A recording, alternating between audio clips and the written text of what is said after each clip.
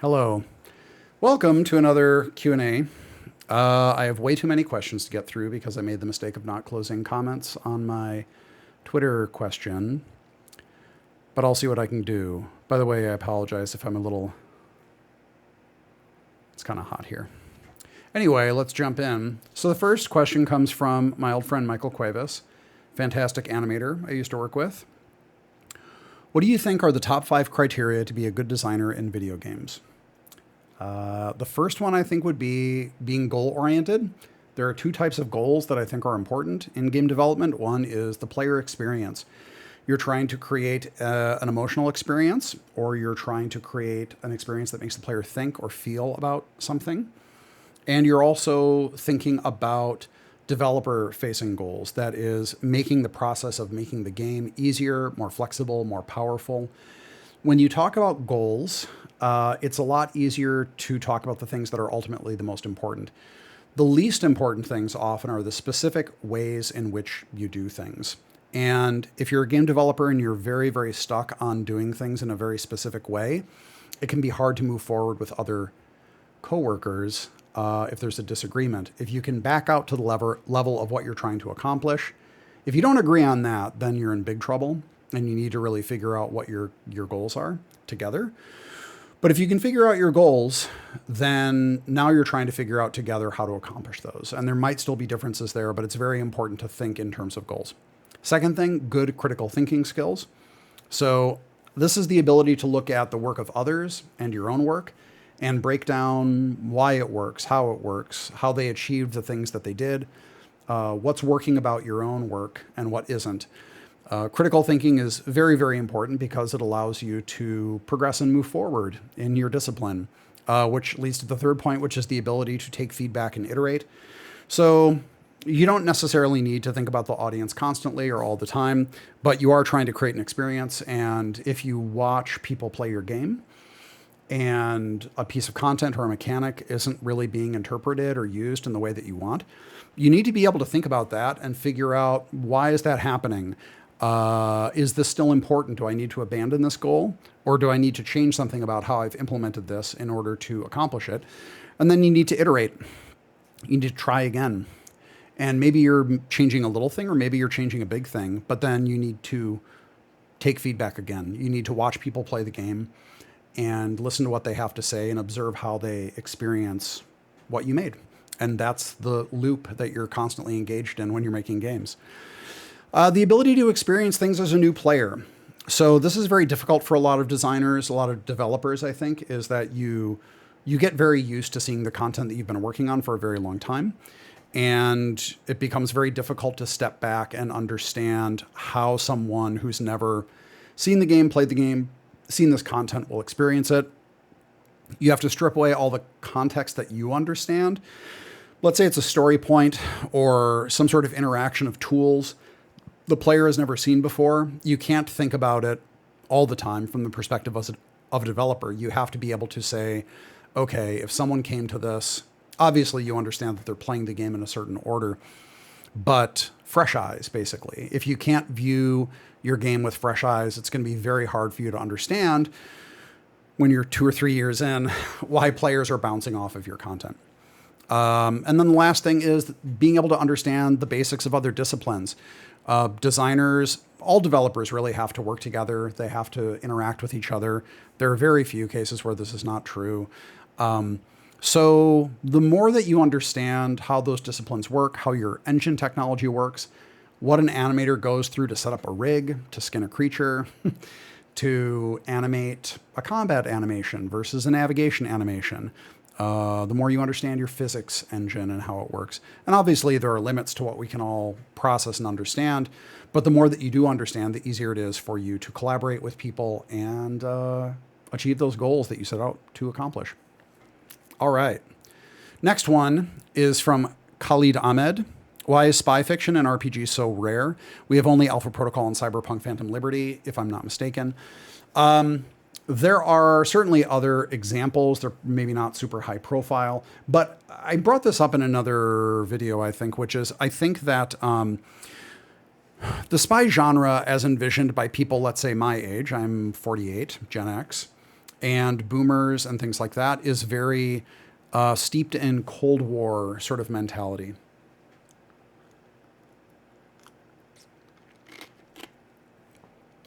It's a hot one. And a lot of the vibes and maybe the aesthetics might be appealing to younger gamers, but a lot of the other stuff is kind of hard to understand. I mean, the Cold War is kind of stupid on its face. Let's be real. So I think maybe there's a challenge there of how to bridge the generational gap.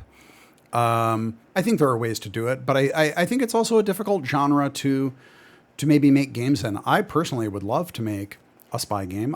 Love to make something that's Alpha Protocol-ish. In structure especially, I mean, there's a reason why people love Alpha Protocol, small cast of characters with a lot of very complex interactions, short game with a lot of replayability, big personalities. There's a lot to love there. And of course, Phantom Liberty, I think that's my game of, what year is it? 2023. I love that game. Fantastic. So I'd love to see more of it, but I do think there are a few challenges there. All right. David Lee Azeroth. That's a very creative name. What will you come up with next? Say you're an established game director, parentheses, ship successful, well-liked titles with a team that likes you. What is the one thing you want your studio or publisher to provide you with before your next pitch that isn't time or money? Something that equals time and money, which is tell us what you don't want and what you're not going to accept, because a lot of people get spun up real fast with game ideas that the publisher has no interest in doing or that the studio head is not interested in supporting. And that's just a waste of everyone's time and passion. So I don't want to write up pitches, and nobody wants to write up pitches and get into developing a game that's just not going to be greenlit because, obviously the reasons are important so that we understand it. But the fundamental thing is, if you don't want to see an isometric game, tell us, don't submit isometric games. If you're only going to accept proposals that have romances, then tell us that right away, because just don't waste people's time. So yes, if there is a box within which the publisher or the studio head or whatever wants you to work, just outline it.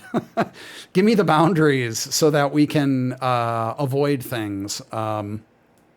Or in cases where that's unacceptable and the team is like, well, this sounds like a bunch of BS, then they can try to find another place to work, because if they're not going to be happy, there's no point in staying. So why would they waste their time?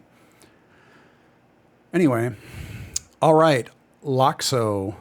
To what extent do you think the analogy of a games director being like a film director is useful? Is it common for other directors to think of themselves like this in the game industry? What do you think is unique to directing games that might not apply to the film industry? I mean, I don't know what it's like to direct a film. I have some perception of it from the outside and from friends who work in film, but I don't know what it's really like. I just think it's sort of a handy analog. Like, this is the creative vision holder. Day to day, I'm sure it's quite different. I'm also sure that it varies a lot based on all sorts of political nonsense and studio pressures and things like that, as it does for game directors. So I don't think it's, 1-to-1 or anything. I just usually say a game director is like a film director, because that's a sort of easy way to understand this is the person more or less in charge, barring people somewhere above them, wreaking havoc, which can happen. And that can happen in films as well. Hear about it all the time. So yeah, I don't know the ins and outs of film, so I can't really say for sure. I just think it's a somewhat useful analog. Kevlar Red Hand. Ooh, this is hotsy-totsy.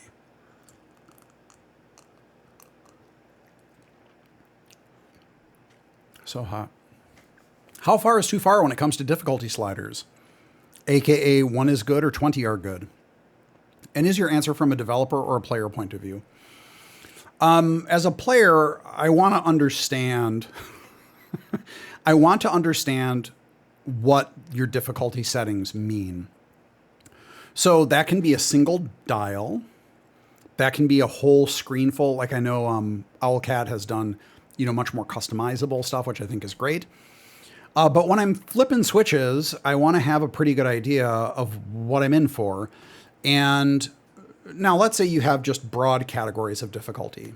I think you're trying to think of types of players. I think from a developer perspective, like on Deadfire, story time was often called dad mode because, they're like people who were, I got a job and I got kids. I can't, they didn't have time to really be doing fights for hours at a time. And they're like, look, I like D&D, I like RPGs. I would just kind of want to get through this and have a good time and not be stressed about it and not have to redo fights a bunch of time. So that's a type of experience. That's a type of player. And there's also the people who are super numbers oriented. They want to min-max all their gear. They want to use all their consumables and all their buffs. They want to be super challenged. They love spending tons of time coming up with theories about how to build characters and how to approach combats and things like that. That's another type of player that really needs to be thought about. So then what are the other types of players that fall in between there? And, for us on Pillars and Deadfire, I think we had like 5. Maybe we could have had 4. I think 6 would have been too many. I think 3 would have been too few. So I don't know. I think it does depend on the game and the type of experiences that you're going for and the breadth of the audience. The Emerald Shaft. Okay. Does the aesthetic of a setting and its appeal affect the game/player more than the moment-to-moment gameplay, or is it about equal or what should be strived for? So I think that if you don't have an appealing aesthetic, nobody's going to play the game. And when I say appealing, I don't mean necessarily traditionally aesthetic. Like there are certainly games that intentionally, like Cruelty Squad, that have an aesthetic that is intentionally like going for something that's extremely unusual, let's say, and that does appeal to some people. So the aesthetic has to appeal to an audience, the audience that you want to play the game. And aesthetics are also part of gameplay, especially moment-to-moment gameplay. So visual effects, animation, sound effects. I don't think that aesthetics and gameplay are separate. I do think they're interconnected. Now, you can have an aesthetically very, immersive, beautiful, appealing, let's say, game. And the moment-to-moment gameplay can still be shallow or, not enjoyable. And over time, you're going to run out of steam and the player is going to lose interest. So, I don't really think that this is like one or the other. An aesthetic can take people quite a long ways, honestly. But I do think that especially if the game is meant to be played for a long time, if the moment-to-moment gameplay and also the change in that moment-to-moment gameplay, the evolution of it over time isn't there, it's going to fall off. Rob B. Driftin asked, have you ever considered writing or even directing a film, particularly a historical one? A little bit, yeah. I think I would probably be better at writing a screenplay than, for example, writing a novel. I have friends who are novelists and they've sort of, said like, why don't you write a novel? I don't think I'd be good at it. I don't think I write particularly good prose. I think my dialogue is pretty good in a certain style. It's a pretty naturalistic style. So yeah, I could see myself maybe writing a screenplay. The film industry, again, which I don't know a ton about, but I have friends in the industry, sounds shockingly even less fun than the game industry in terms of like monetary pressures and market pressures and, all that garbage. It seems like kind of a nightmare. Directing, I don't know. It's weird. Like directing a film sounds like, it's a lot of work. I don't think I have any particular talent at it. I don't know that much about the technical aspect of filmmaking. Usually when I think about stories, I think about them interactively. So films aren't that. That's why I prefer working on games, or maybe that's confirmation bias because it's all I've ever done. But I love film, obviously. I talk about film a lot. I don't think I have any special sort of talent for it, though. So, I think about it sometimes and then think, nah. Local Criminal. Families in Pentiment all had 1 to 3 living children? Was this because doing more would have been a huge pain in the ass to write and for players to keep track of? Or was the stereotypical big Catholic family not actually a thing in that time and place?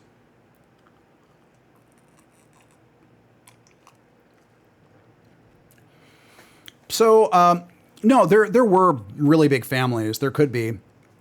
For us, at a certain point, tracking that many people, especially if they're not really instrumental in the game, it's just a lot of stuff. Because remember, over the acts in Pentiment, people age and they change, and so if you say this family has 8 kids, unless you're going to sort of haphazardly kill them off, which is pretty bleak.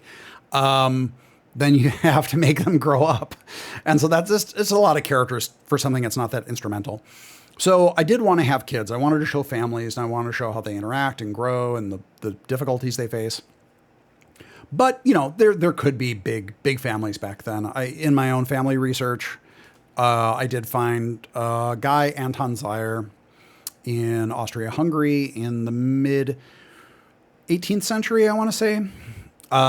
He was married 4 times. He had a total of 25 kids, of whom 10 lived past childhood, which is pretty bleak.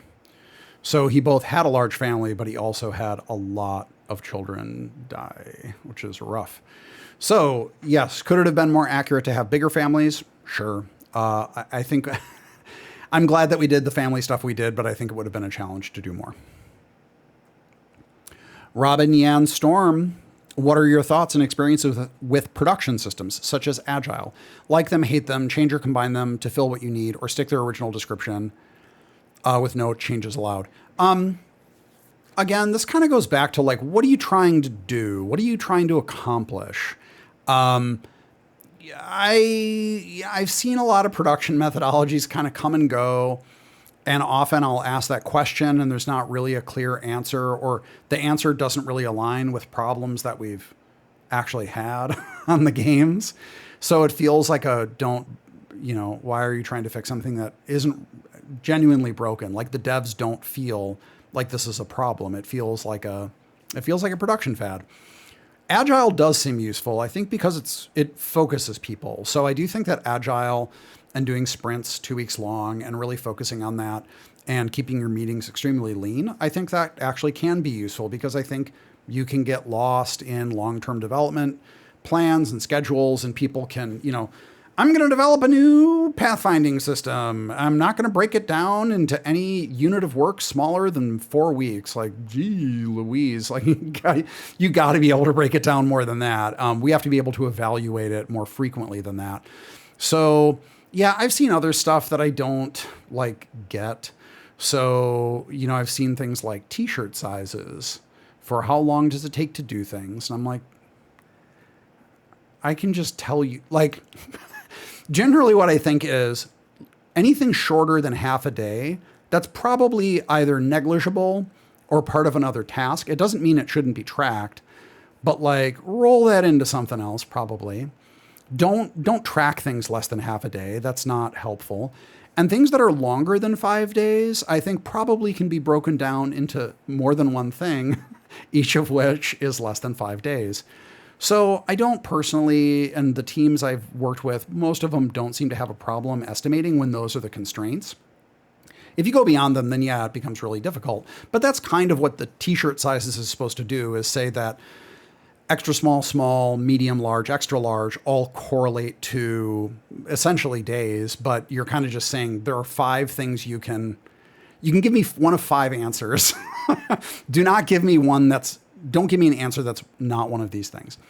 So anyway, I've seen a lot of stuff kind of come and go. If they're useful, if there's a problem that we're trying to solve, then yeah, I'll try new production methodologies, but often they are not, in my experience. Was I asked to lead the Avowed team? And if so, why did I turn it down? So this is a 2-part question. So I wasn't really, the project was conceived by Fergus Urquhart, my boss. This was right after Deadfire. I mean, I can't remember exactly when the conception of it occurred. Let's say within a year, maybe-ish. I can't remember exactly. But, after Deadfire, I was pretty burned out, like legitimately capital B burned out. And it wasn't that I was burned out on Pillars specifically, but I just couldn't direct anything. I wasn't interested in it. So it took me until I started doing Pentiment to really get back into the idea of directing. So for a while, I was just offering advice and things like that and trying to recover from burnout. So the second part of the question is, how does it feel having a world you help create being in someone else's hands now? Do you feel a bit like an overprotective parent? I know this will sound crazy to some people, but I don't care. It's not mine. It was never mine. My mentality with all of the stuff that I do, I'm not saying it's right or wrong. I'm saying it is a fact. I don't have control over the intellectual property that I develop while working for another company. That's the way it is. And so I have long held in my mind that it's not my choice what happens with something or does not happen with it. So I'm certainly willing to give my opinion on where an IP goes or how an IP is used. But I don't feel like an overprotective parent because it doesn't belong to me anymore. Or it never really did. I mean, only the game that I directed. And even then, that can possibly be taken away. So that might sound very sort of callous maybe or strange, but I believe that's the only healthy way to view this stuff because it's out of my control. It's completely out of my control. So after I'm sorry. So that last question was from Brando. I apologize. This next question is from Amanda Belanger. After BG3's success, has there been talks about doing Pillars 3? And would you want to be a part of it if that went into production? So yeah, like, of course, I shouldn't say of course, but yes, people talked about it because BG3 was a huge critical hit, huge commercial hit. Would I want to be part of it? So one, the question often comes up like, well, how would one recreate the success of BG3? Even if you're not using the IP and you're not using the system and you're not using the setting. One thing to consider is the amount of money that was spent, which people get real antsy when I start talking about number values, but it was not cheap. BG3 was nowhere like, it's like up here. So money doesn't fix all your problems, but there are certain things you simply cannot do without money. So, for example, the production quality of the character models, the cinematics especially, all the animation, that's crazy. That's a lot of time and money. So it's an expensive proposition. And honestly, after Deadfire, I don't really feel like looking at Deadfire and how it was received and looking at BG3 and how it was received, I feel like I don't have the pulse of that audience, even if I ever did. So whether I did 20 years ago or whether I do now, I don't think I got it now. Things that they like and don't like mechanically, story-wise, things like that. Or I do get it and I don't dig it. So I feel like I'm kind of out of touch with that audience in a way that, well, if you want to give me a pile of money to make a game, I'll make it. I don't necessarily think it's going to appeal to the same audience, and make that money back. So, yeah. I'll always give my opinion, but that's different from directing. Connor Philbay, what's one aspect of making RPGs that you think you still have issues with? I do think romances specifically, and this kind of goes a little bit to the previous question. It's not romances in general. Like I'm not opposed to them. I think that what people, the fantasy audience and what they enjoy in a romance is not generally what I enjoy in romances. And yeah, like I'm out of step with that. And it's hard for me to sort of get it. And the things that I do get, I'm like, I get it. I don't like it.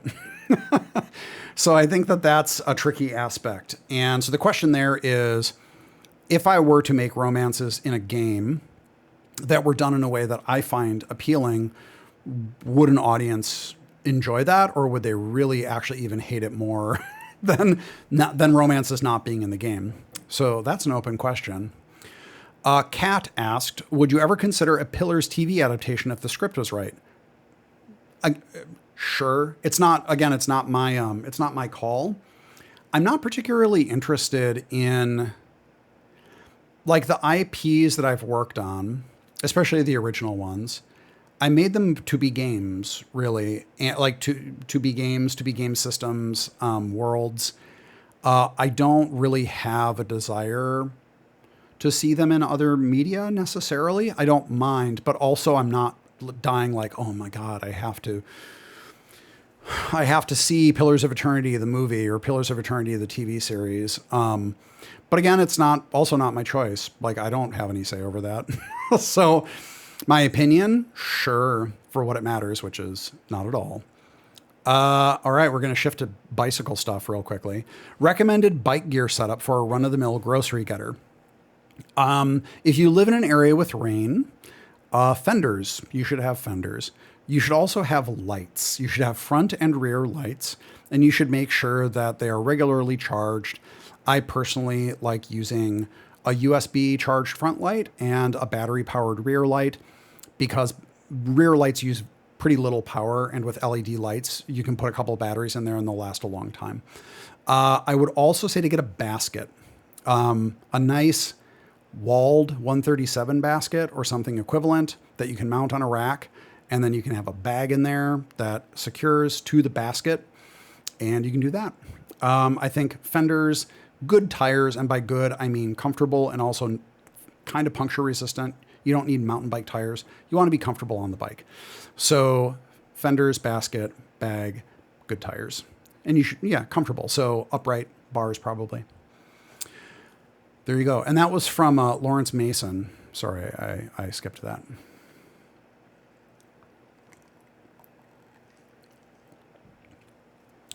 Lifetime Treasurer. Any hot takes on new D&D rules? I'm going to be real with you. I have not paid a whole lot of attention to these changes. Like, I see things every once in a while and I kind of go, okay, I haven't seen anything so far that's made me go, wow, like I've never seen anything in tabletop gaming like this before. Most of the stuff I've seen seems fairly minor.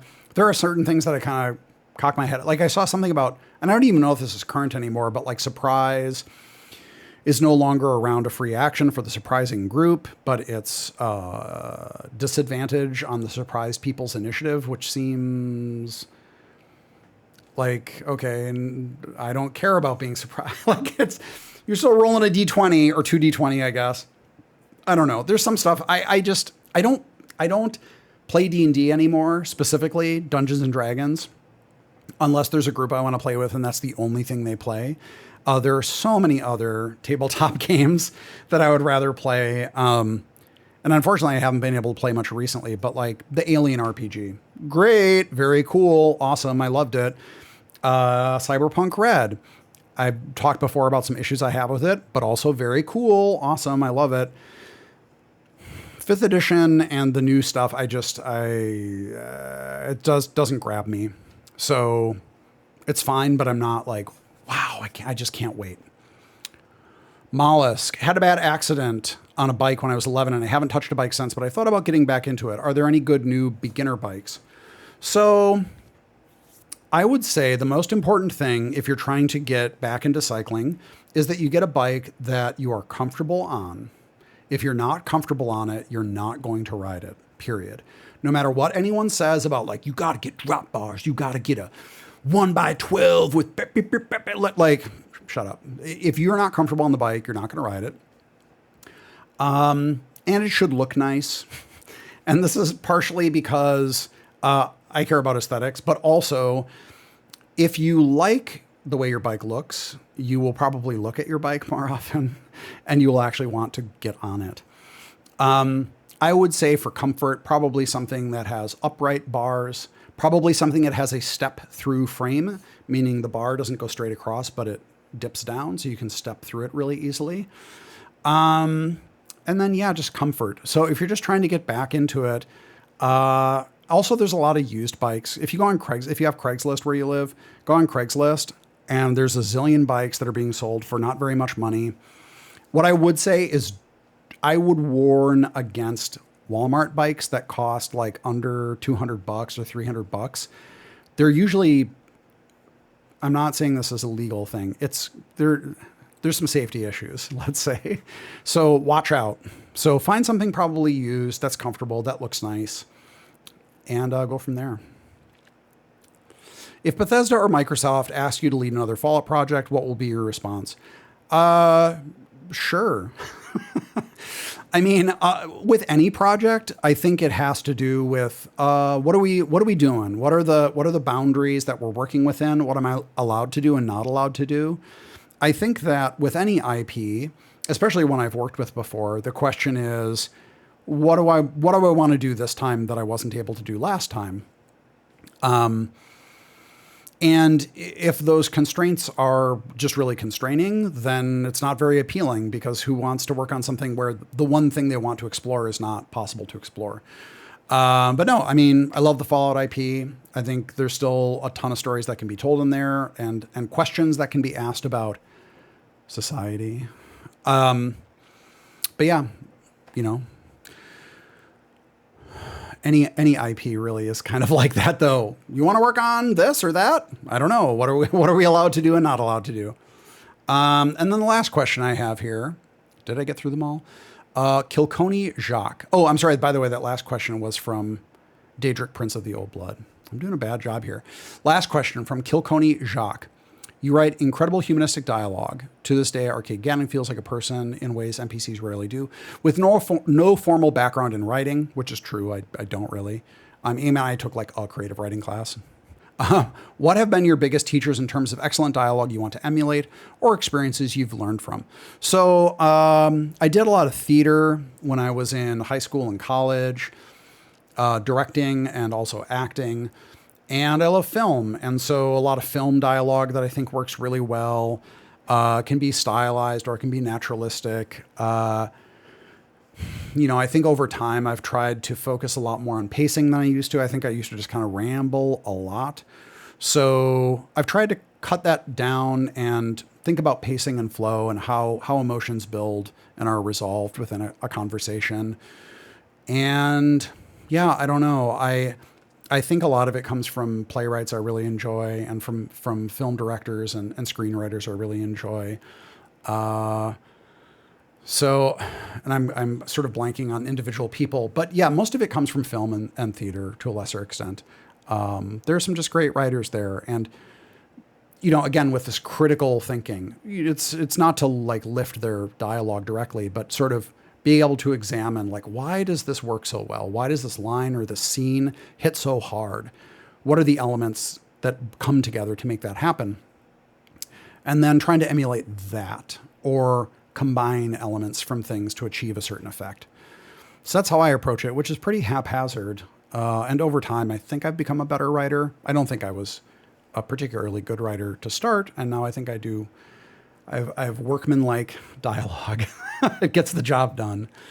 All right. I think that's all I'm going to do for today. 35-ish minutes seems like a pretty decent running time. Thank you for all your questions. Sorry about the sweatiness. Have a good day.